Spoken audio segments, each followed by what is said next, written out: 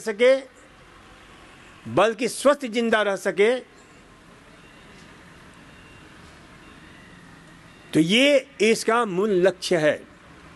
और जो रोगी हैं उनके रोगी के समस्त विकारों को, समस्त उपद्रव को, समस्त जो विकार अंदर सर रहे हैं उन सब को निकाल बाहर करके प्राकृतिक योग आयुर्वेद चिकित्सा के द्वारा उसे स्वस्थ करना इस चिकित्सा पद्धति का, इस योगग्राम का मूल लक्ष्य है। और इसके लिए प्रकृति के पंच महाभूत जो मिट्टी, पानी, धूप, हवा, आकाश, हमेशा याद रखो, इन्हीं से फैलता है आपके जीवन में प्रकाश, स्वास्थ्य का प्रकाश, आनंद का प्रकाश, सुख का प्रकाश, शांति का प्रकाश, सौभाग्य का प्रकाश। तो इसलिए जो है इस प्रक्रिया को भली भांति समझ करके और लाभ उठाओगे तो विशेष लाभ मिलेगा। तो इसे ध्यान रखो। तो ये ध्यान रखा करो कि पंच महाभूत जो जिससे आपके शरीर का सृजन हुआ है, निर्माण हुआ है, उन पंच महाभूतों का सम्यक प्रयोग करके स्वास्थ्य प्रदान करें। क्योंकि हम जो भोजन करते हैं उसमें ही पंच महाभूत है, जो हम जीवन जीते हैं उसमें पंच महाभूत है, और इनके असंतुलन से शरीर हमारा बीमार होता है। तो उसे संतुलित करने का जो है ना प्रयोग है प्राकृतिक योग आयुर्वेद चिकित्सा, तीनों का समन्वय। तो घर जाकर के भी कुछ छोटी छोटी बातों का आप ध्यान रखेंगे तो आप स्वस्थ रहेंगे। पहली बात ध्यान रखो कि भाई आहार जो है मुख्य रूप से आहार को सही रखें।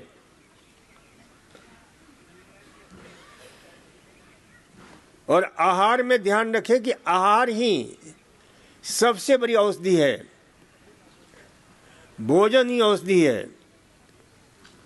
भोजन को यदि आपने समझ लिया कि भाई हमें किस प्रकार से खाना है, कौन सा खाना है, तो मैं कहता हूं कि आप कभी बीमार नहीं होंगे, और बीमार होंगे तो स्वस्थ हो जाएंगे। क्योंकि इस पर विश्व की अनेक प्रयोगशालाओं में ऐसी रिसर्च हो रहे हैं, खोजें हो रही हैं। जो भी आप चिकित्सा लेते हैं, अब जैसे यहाँ पर मिट्टी की पट्टी आप लेते हैं, तो जब भी मिट्टी की पट्टी लें तो ध्यान रखें कि आप अपने साथ 2 तौलिया लाएं। उस तौलिए से उस मिट्टी को जरूर ढकें ताकि उसका प्रभाव जो है अच्छी तरह से रहे। क्योंकि मिट्टी से ढकते नहीं है तो उसका रेडिएशन होता है, जो भी प्रभाव होता है वो अब नहीं होने से उसका प्रभाव अच्छी तरह से नहीं होता है, फिर आपका पेट वैसे के वैसे बना रहेगा। जबकि मिट्टी की पट्टी पेट पर रखते हैं तो पेट संबंधी समस्त बीमारियां, चाहे वो गैस्ट्रिक ट्रबल हो, चाहे कब्ज हो, चाहे आंतों का सूजन हो, चाहे गैस्ट्रोएंटेराइटिस हो,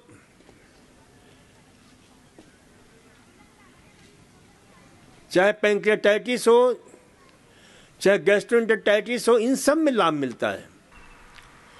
तो ये ध्यान रखा करो कि भाई जो चिकित्सा दी जाती है उसे पूरे साइंटिफिक तरीके से लो। क्योंकि पट्टी है, चाहे लपेट है, चाहे हिप बात है, चाहे स्पाइनल बात है, उसको पूरे मनयोग के साथ लोगे। क्योंकि इनका समझा करो कि ये क्या करते हैं। शुरू होता है आपकी चिकित्सा पहले एनिमा से, अब एनिमा जो है क्यों देते हैं, ये समझना बहुत आवश्यक है। पेट के ऊपर हमारा ज़्यादा बल होता है, क्योंकि पेट ही गोडाउन है, गोदाम है बीमारी का, और यही स्वास्थ्य का भी कारण है। पेट स्वस्थ तो आप स्वस्थ, पेट बीमार तो आप बीमार। तो पेट की गड़बड़ी को ठीक करने के लिए सुबह से प्रारंभ हो जाता है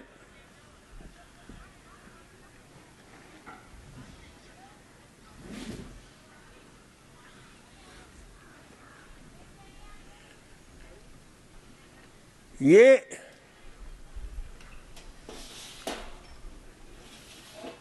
तो ये ध्यान रखा करो कि भाई पेट जो है ना सबसे बड़ा कारण होता है, और पेट को स्वस्थ करने के लिए शुरू हो जाता है सुबह से आपका कार्यक्रम।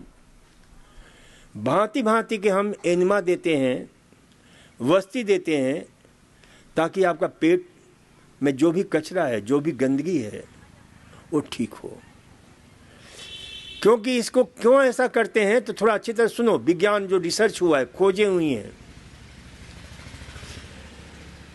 कि यदि हमारा एक कहावत है, पेट साफ तो हर रोग माफ। हमने सुनी एक कहानी, कब्जी सारे रोगों की नानी, constipation is the root cause of all disease. और ये कॉन्स्टिपेशन होता क्यों है? तो आप सबके कारण, आप लोग उल्टा पुल्टा फाइबर मुक्त आहार लेते हो, मुख्य रूप से ये कारण होता है। जिस आहार में रेशे नहीं होते हैं, फाइबर्स नहीं होते हैं, क्योंकि इस समय हम चावल खाते हैं, उसमें सफ़ेद चावल, आटा लेते हैं तो आटा ना होकर को मैदा बन गया है। सब्जी हम खाते हैं तो ऊपर के छिलके वगैरह सब निकाल कर खाते हैं। इतना आपका मुंह नजाकत और नफासत वाला हो गया है। आपकी जो है पूरी जीवन शैली ही ऐसी है कि पेट कैसे साफ हो, और पेट साफ नहीं होता है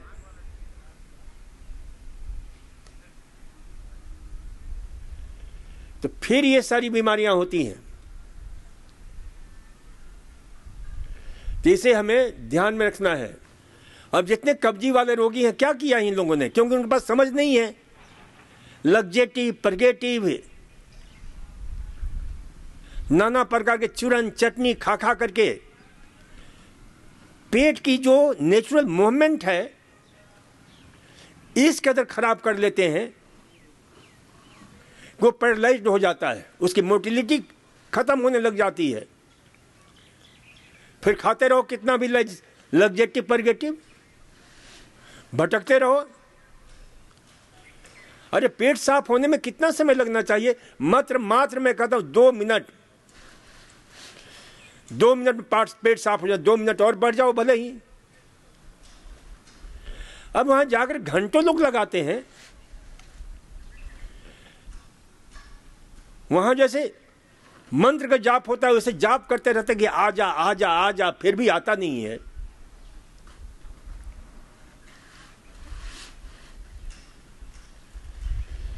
इस पेट को संभालो। कई लोग तो दिन भर में 4-4, 5-5 बार जाते हैं। ये भी गड़बड़ी है। पेट को इस कदर जो है ना अस्त व्यस्त कर दिया, दुरुस्त कर दिया, जो है सुस्त कर दिया। और उसकी हम चर्चा करते हैं तो बीच में शोर करते हो, फिर कोई स्वास्थ्य मिलने वाला नहीं है जब तक अपने अंदर समझ नहीं पैदा करोगे।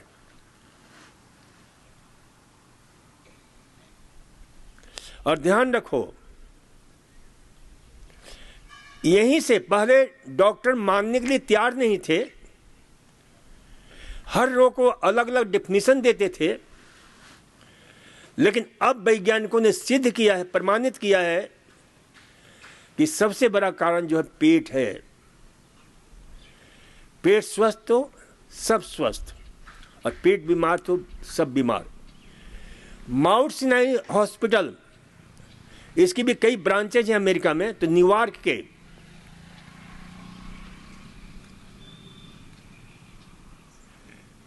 क्योंकि जब भी मैं बाहर जाता हूं तो ऐसे इंस्टीट्यूशन को देख करके बड़ा आनंद आता है, जिन्होंने इस क्षेत्र में एक नई जागृति पैदा की है। उन लोगों ने 1500 मुर्दों के ऊपर जो मर चुके थे, कोई हृदय रोग से मरा था, कोई ब्लड प्रेशर से मरा था, कोई किडनी प्रॉब्लम से मरा था, कोई भांति भांति की बीमारियों से मरे थे, उनके पेट का पोस्टमार्टम देख करके देखा कि भाई क्या पेट की जो है गड़बड़ी इन सारी बीमारियों का कारण है। और उन्होंने देखा कि बहुत लोग इस भ्रम में थे कि मेरा पेट साफ हो रहा है, लेकिन उनके जो पेट का जो अंदर का लुमन है वो बिल्कुल पतला हो गया था, उससे मल निकलता था लेकिन बहुत सारे मल पेट में ही रह जाते थे। और कई लोगों की तो ये स्थिति थी कि पेट में मल सूख गए थे और सूख करके अंदर ही अंदर जैसे दरारें पड़ जाती हैं, तो दरारें पड़ गई थी। और उसमें एक दो नहीं, अरबों खरबों की संख्या में पैथोजेनिक बैक्टीरिया, रोग पैदा करने वाले बैक्टीरिया पूरे अपने कुनबे के साथ रह रहे थे। जैसे कोई दिल्ली बंबई जैसे सिटी बसा हुआ हो और उनका मल मूत्र, जिसको हम बोलते हैं टॉक्सिन्स, जिसका नाम है जीव विष, जो जीवाणुओं के से निकलता है, वो टॉक्सिन्स पैदा हो रहा था। और वो ध्यान से सुनो कि कैसे सारी बीमारियां पैदा होती है। वो टॉक्सिन्स ब्लड सर्कुलेशन के साथ मिल करके, खून के साथ मिल करके, पोर्टल हाइपरटेंशन के द्वारा आपके शरीर के समस्त भागों में, जैसे वो टॉक्सिन पहुंच गया ब्रेस्ट में तो ब्रेस्ट कैंसर, ब्रेस्ट सिस्ट, दिमाग में पहुंच गया तो दिमाग संबंधी गड़बड़ी। यहां तक उन वैज्ञानिकों ने देखा कि बीमारी होती है जो बिल्कुल साइकोसिस है, जिसको स्किज़ोफ्रेनिया बोलते हैं। वो स्किज़ोफ्रेनिया भी पैदा कर सकता है ये गड़बड़ी।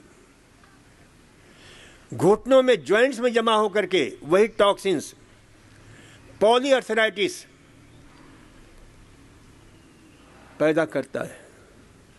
वही टॉक्सिन्स शरीर के जिस हिस्से में पहुंचता है वो शरीर को इन्फ्लेम्ड करता है। 3 चीजें, इन्फ्लामेशन, इन्फेक्शन एंड इंजरी, ये खतरनाक स्थिति पैदा करते हैं। और उसके कारण जो है फिर आदमी इधर से उधर, उधर से इधर, दवाइयों के चक्कर में। और ये एक से बढ़कर एक लोग पोथा लेकर के आते हैं मेरे पास में यहाँ पर। मैं कहता पोथा रख दो एक जगह। खूब पोथा हमने देख लिया विगत 48 साल में। आप अपनी स्थिति बताओ और उनको बता देता हूं, मैं पहले ही बता दूं, देखो देखो ये सारी गड़बड़ी आप में हो रही होगी। तो कई लोग कहते हैं डॉक्टर साहब क्या भविष्यवक्ता हो? कोई भविष्यवक्ता नहीं है, 28 साल के अनुभव ने सिखाया है। तो इसलिए ध्यान रखा करो कि पहले आप पेट को संभालो। पेट संभल जाएगा तो सारा कुछ संभल जाएगा। ये क्या करते हैं, ये जो पेट के जो पैथोजेनिक बैक्टीरिया हैं जो इतने पैदा हो जाते हैं, तो ये करते क्या हैं, क्यों जहर पैदा होता है, इसे आप अच्छी तरह समझ लो। आप कहते हो साहब हम जो है ना बढ़िया बढ़िया चीज़ें खाते हैं, दूध पीते हैं, दही खाते हैं, वो खाते हैं, वो खाते हैं, वो खाते हैं, फिर भी पेट गड़बड़ रहता है। कई लोग कहते हैं हम तो बाहर का खाते ही नहीं, सिर्फ घर का खाते हैं। फिर भी हमारा जो है शरीर में ये बीमारी है। क्यों बीमारी है? तो इसलिए बीमारी है कि वह पैथोजेंस जो अरबों खरबों की संख्या में, ट्रिलियंस, वो क्या करते हैं, जो कुछ भी बढ़िया से बढ़िया चीज खाते हो उसको जहर में बदल देते हैं। जैसे आपने दूध पिया, दूध में क्या है? कोई भी दूध चाहे दाल चाहे कुछ भी ऐसी चीज ली या अनाज लिया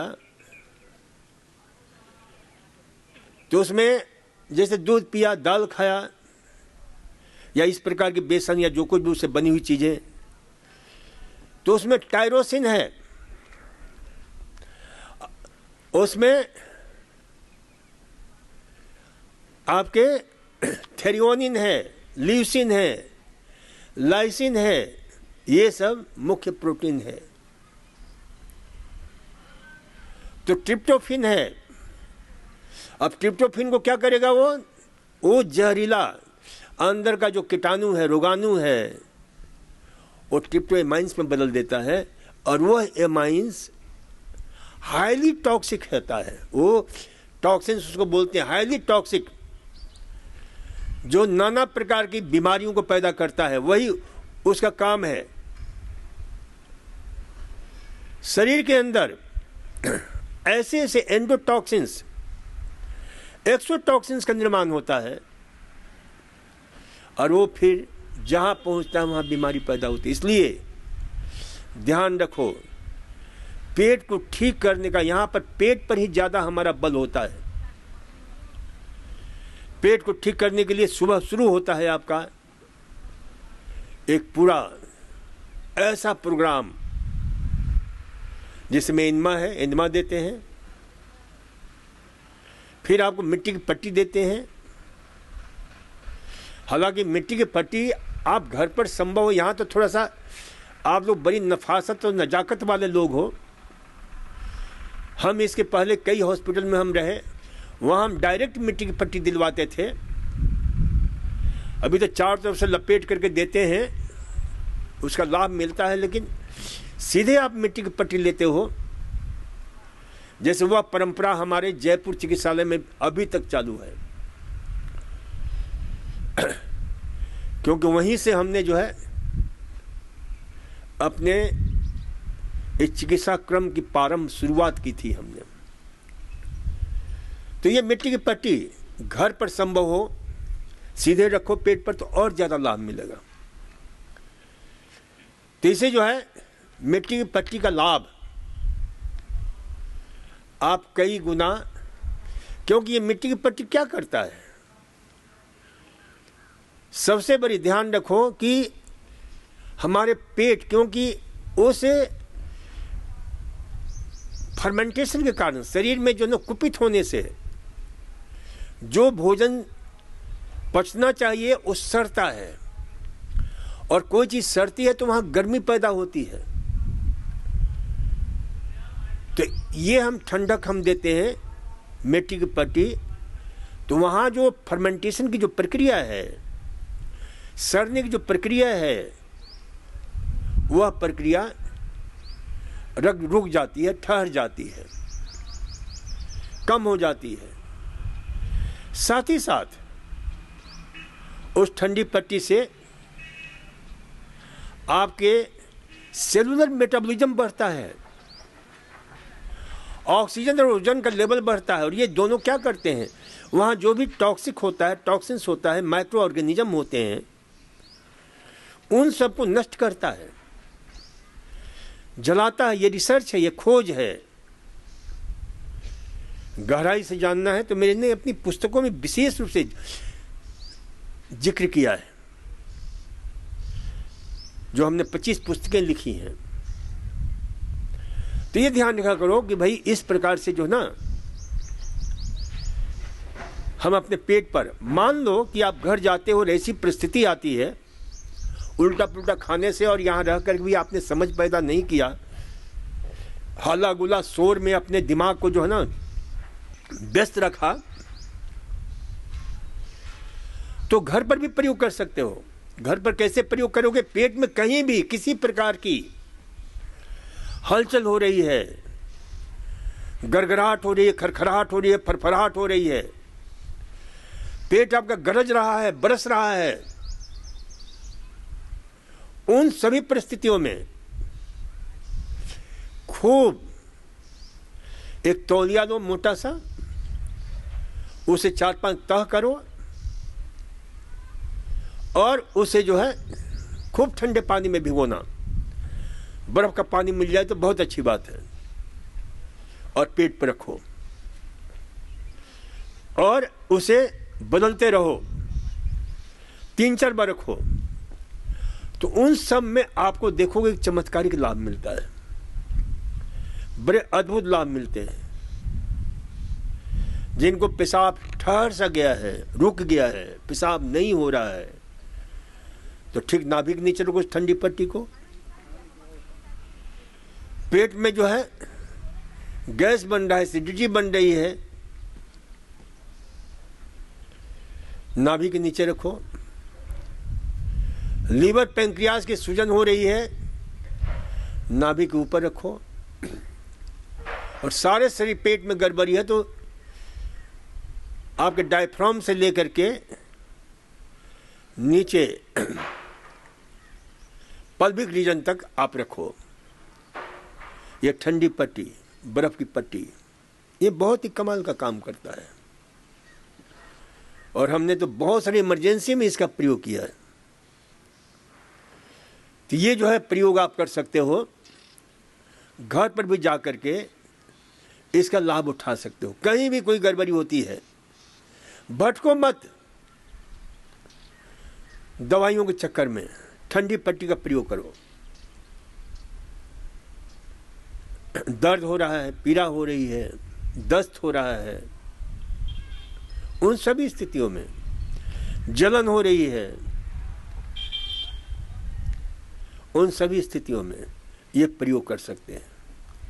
तो घर पर भी इसका विकल्प के रूप में हमने कहा, मिट्टी की पट्टी मिल जाए तो बहुत अच्छी बात है, लेकिन शहरों में मिट्टी की पट्टी मिलना बहुत मुश्किल होता है। तो वैकल्पिक व्यवस्था के रूप में इस ठंडी कंप्रेस का, कोल्ड कंप्रेस का प्रयोग कर सकते हो। और ये मिट्टी की पट्टी बहुत ही कमाल का काम करता है, कभी कभी तो बहुत अद्भुत। बहुत सारे, एक है मेरे पास, उसके बाद तो कई प्रयोग किया मैं। मिट्टी की पट्टी का प्रयोग बता रहा हूं मैं। एक बच्चा लाया गया था जिसको कैटेटराइजेशन भी किया गया था, उसके नाक से खून हमेशा बहता रहता था, हमेशा कुछ दिन बंद रहता फिर शुरू हो जाता। तो हमने एक प्रयोग किया और उसका फिर वो पत्रिका में जो है उसकी पूरी कहानी निकली कि कैसे कहां कहां गया, कौन कौन से पद्धति का प्रयोग किया। तो उसके लिए हमने प्रयोग बताया कि भाई एक काम कर तू, मुल्तानी मिट्टी, ये मिट्टी का ही एक रूप होता है मुल्तानी मिट्टी। चूंकि ये मुल्तान से आता है, पाकिस्तान से आता है, इसलिए इसका नाम मुल्तानी मिट्टी है, क्योंकि वहां पर इसके जो है पर्याप्त मात्रा में जो है इसकी खदानें हैं। तो ये ध्यान रखो, तो उस मुल्तानी मिट्टी का यहां पर प्रयोग करते हैं हम काफी। तो उस मुल्तानी मिट्टी को रात को लेकर के करीब 50-100 ग्राम भिगो दो, और भिगोने के बाद सुबह उठ करके उसका जो पानी है थिरा जाता है, ऊपर का जो पानी आ जाता है उसको पिला दो, और जो मिट्टी बचे उससे अच्छी तरह से घोल करके मक्खन की तरह मिला करके सिर पर लगाओ, नाक पर लगाओ। ये मात्र 3 दिन प्रयोग करना है, और 3 दिन के प्रयोग से बहुत ही अद्भुत चमत्कारिक लाभ मिलता है। तो ये जो है ना, मिट्टी के कुछ कमाल हैं। हमने पुस्तक लिखी अनमोल मिट्टी के बोल, उसमें कई ऐसे कमाल उसमें दिए गए हैं जो भयंकर से भयंकर परिस्थितियों से कैसे मिट्टी जो है हमें उबार देता है, और हमने खूब प्रयोग किए। धन्यवाद, नमस्कार।